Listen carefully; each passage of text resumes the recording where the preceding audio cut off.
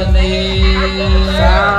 ធុសាធុត្រៃអំពីរៀបចំនៅពិធីការព្រឹងចំពោះដូនតាយាយតាសូមអរលោកពិស្នាទៅប្តីនៃសម័យតាមមុនកូនចៅប្រុសស្រីទាំងអស់បាទការទូបដៅម្យ៉ាងហ្នឹងដើម្បីការគោរពអវត្តទៅដូនតាយាយតាសត្វទេវតាទៅតាំងបដិបត្តិក្នុងសង្សារគាត់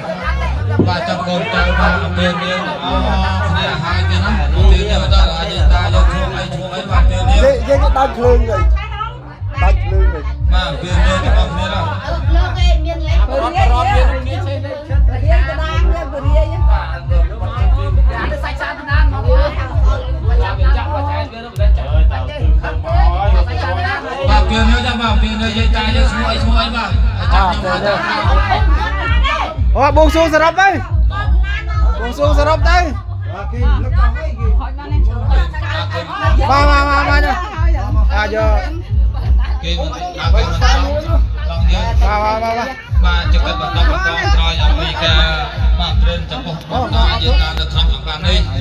ជាថ្ងៃចូលឆ្នាំទី2នៅក្នុង